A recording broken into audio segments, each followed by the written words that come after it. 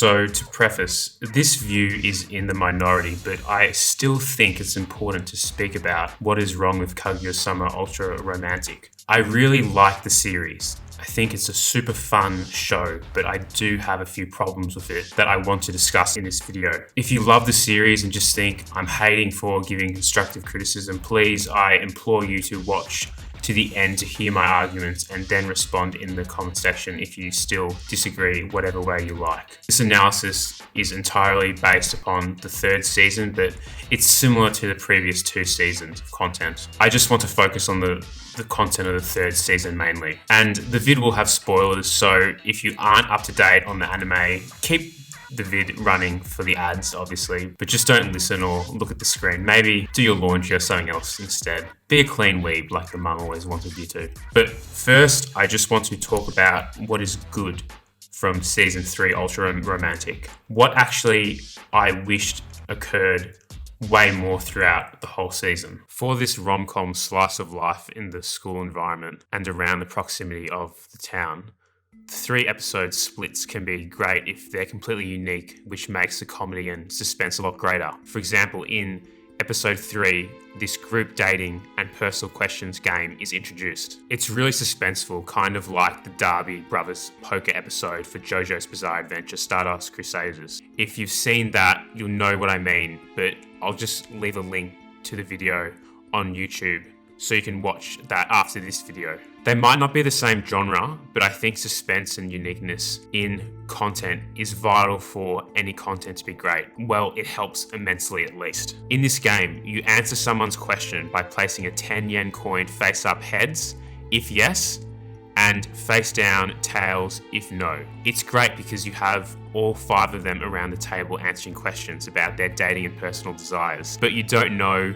who answered it when the coins are revealed. Well, supposedly the game should go like that because all coin pieces are 10 yen coins and shuffled around. Fujiwara crazily brings a lie detector as well to stop anyone from cheating, which makes it even more funny. But the catch is each coin has a different year date from when they were pressed, and Kaguya picks up on this. Kaguya notices that Shirogane picked up the 1989 coin, so she asks everyone who has romantic feelings for me. She has seemingly trapped him because even if Shirogane says no with tails, the lie detector will pick up on it if Kaguya decides to get him to do it if everyone says no. And there was one yes, but it was not the 1989 coin when Fujiwara revealed the results. There were 3 1981 coins. Shirogane picked up on what Kaguya was doing and switched a 1989 coin for a 1981 coin in his pocket, having his answer shrouded in anonymity. Shirogane says there's a rogue amongst the game who's trying to exploit the knowledge of the game, as you realize you could tell the answer by the mint date and to give yourself up right now with his question, which results in 3 people showing up yes results, not just Kaguya, but Fujiwara and also Ishigami. This scene is great. I have to give props when it's due. As I mentioned before, it has so much uniqueness in the scene and suspense to the build-up, which is perfect for a school slice of life rom-com setting. If the season had scenes like this throughout the whole show, then it would be an excellent series. However, this is not the case in my opinion. There are some okay episodic segments before the school culture festival content starts, but a lot of these don't have the same level of uniqueness as previously mentioned. And a lot seem a bit surface level content where gags are great but have been taken from new social interactions from today's 21st century. What comes to mind for this is when Miko did not plug her headphones in completely and Ishigami wants to warn her but fails. You see this all the time, kind of obnoxiously on trains, IRL. People wearing headphones too loud, which defeats the purpose of using them really, but a lot of people do. They just listen to loud music. The gag is okay, but it's just been done before a lot in media, I think. Another one is when Shirogane phones Kaguya after she doesn't respond to his text messages after leaving him on red. Lol. As Kaguya has no idea about texting, literally, and dating dynamics that are pretty OCD in general, but every human in existence does it if you've ever been single in the dating game. So it kind of is realistic, and that sounds pretty grim just thinking about it now. So Hayasaka responds lying that they always leave the messaging applications open on an unmonitored computer in the mansion, making Shirogane think not just Kaguya is seeing his messages. Again, this scene is fine, and it is funny how Shirogane is sweating over the fact that he was left on red, but this aspect of texting and dating has really been normalized to do this in our society, to time messages and not to seem too eager to the other you like, to increase the tension. It's just a bit common now in our world, I think, and it didn't really wow me as much because of this. And it's the same thing with when Shirogane asked Kaguya on a date to the festival, but she declined at first, but doesn't realize what she was declining to, and then she wants to ask him out for the festival, but the other student council members come in making everything awkward. There's other scenes that are super funny and have a bit of spice with the drama that's always juicy, hooked to get you to watch more, just to see what happens in a sense, like the karaoke party segment with Hayasaka and Shirogane, with Kaguya coming and stalking him, and whether Nagisa's boyfriend was cheating on her were both pretty funny. That you had, sipping the tea to find out the outcome at the end was pretty good. But yeah, this was fine. I mean, I just didn't think it was excellent. Nagisa and her boyfriend kissing in the haunted house place, whatever, was pretty hilarious. And Miko ending cross-gender participation for that event. And the arson scene. Having arson in this season was easily the best moment of the season, hands down.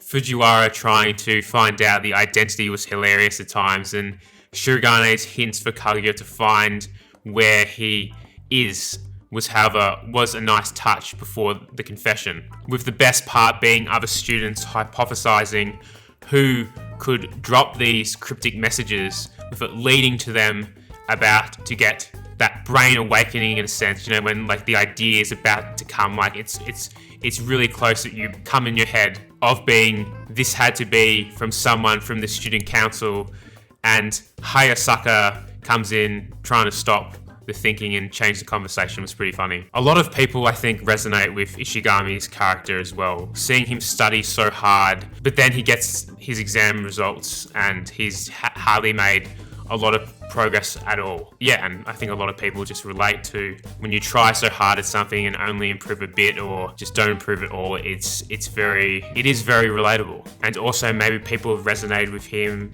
not being self-aware about their own dating past, in a sense, like him confessing his desires to Tsubame without even realizing he was doing so, in a sense. Same with Hayasaka's dialogue in the rap battle segment. While personally didn't really vibe with the rap scene, dialogue with Hayasaka's character at the end was nice, how telling Kaguya that she needs a male friend sometimes, and for her to just live a normal life as a normal teenager was cool to see that scene at the end. Also, I love how in the next episode, the parent-teacher interview, Kaguya's parents don't show up, but Hayasaka's mum is Kaguya's guardian for the actual interview, while Hayasaka just sits alone in the hallway while she has her interview by herself. Poor Hayasaka, still easily best girl. Fujiwara's consistent disdain towards the Prez continued from season 2, now with trying to convince her sister Moeha that the Prez is hopeless at everything he does, or everything he tries to do, only to get Shirogane successfully showing off his balloon juggling skills. The irony, obviously, being that everything Shirogane did with Fujiwara leading up to this, he struggled and had to work hard to get to that point, only to have this natural skill of juggling balloons right in front of this girl who likes him. And yeah, I'll admit this really paid off, like the scenes beforehand, having this punchline gag moment. It was really good to see this come about, and the tension obviously will continue with the two of them next season, so I'm excited to see where this gag continues again, and if the mangaka can create another like punchline just out of the blue moment that you didn't think was going to happen. I use these as examples because I think the series is partly praised not just for the comedy throughout the tension between Kaguya and Shirogane with the love wars, but also I just think it's one of those series that has a very high emotional connection. And I get every series has an emotional connection to some extent, depending how much you like a series or not, but especially with the content of Shirogane and Kaguya and Ishigami and Tsubame during the school culture festival, I think it really resonated with emotional connection. You get a lot of backstory of Shirogane and Kaguya when you see him watching her save someone from drowning, and it's fine, and it's probably needed this flashback to fleshing out the characters a bit, like with Ishigami's running and backstory in season 2.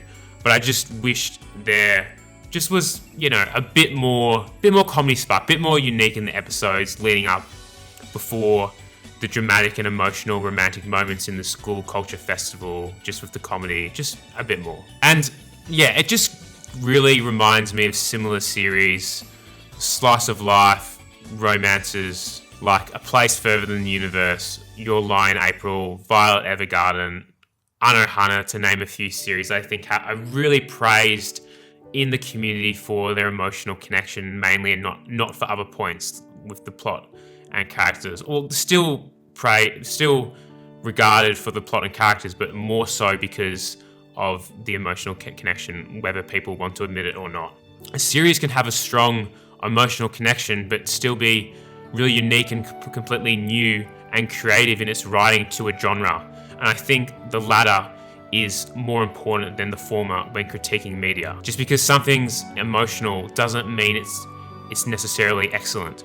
Just like if you really like something, like a show, doesn't mean it's a great series. It could be just a guilty pleasure in a sense. The legend of getting eternal love when someone receives a heart-shaped necklace during the festival was a nice gimmick and very traditional for Japanese, for Japan in general, and it's probably pretty common, so that was cool to see. And the big reveal before the kiss had me pretty triggered, not gonna lie, because I genuinely thought we were gonna get a cliffhanger with no result, but we see that Kaguya kisses Shirogane confessing. And by the last scene, we are back with all the student council members. It seems that Kaguya nor Shirogane are going to mention the kiss to the other members in the next season. That might not be the case, but that's what it seems like from the dialogue, and that, it seems like the love wars are going to continue just as they left off, kind of, in a way. There is the Stanford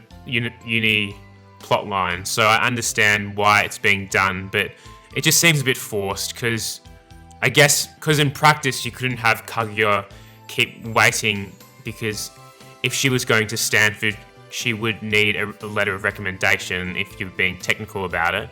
But it's a show. It doesn't need to be included. Yeah, I just still reckon the confession would have been better right before Shirogane goes to Stanford, and so much more tension and sadness would have been created between the two before the joys of one of them confessing, and then Kaguya can just go later with Shirogane to Stanford in America. The letter isn't really necessary. You could just write something to get around it. You don't have to follow every rule in the real world to a show. Right now, Ultra Romantic's male score is a whopping averaging 9.16 out of 10, which makes it number 1 on the list ahead of Full Metal Alchemist Brotherhood. I think the series is fine and I enjoy watching it. It's cool that so many people are think it's an excellent series, but I just don't think this is the case, and this is why I've made this video. And if anyone agrees with me or disagrees with me in the comment section, would be awesome to see your thoughts about it. When I just look at the top 20, 30 shows on MAL, the list, I just think there are a lot better series than Kaguya. And this might be a bit of hype, obviously, it might go down eventually, but it's just been a common trend the last couple of years, and I feel it's important just to talk about this, just because, I just think having the minority side just speaking about it is important in a sense. So that's my thoughts about it. If you watched the whole video, thanks a lot, really appreciate it. Leave a comment again what your thoughts about Ultra Romantic overall are. Do you agree? Do you completely disagree with what I've said? I'm interested to see what people think, as well as some pretty harsh comments. I'm sure they're coming up. I can handle it, it's fine, but thanks for watching all the way to the end. Like, comment, and share the video to get it out more, to get me out of the YouTube, the death of the algorithm channels, to revive me. And you can follow me on Twitter and my anime list to just compare what anime we've watched. But yeah, subscribe and hit the notification bell to get updates when it happens. And thanks for watching, guys. Have an awesome day.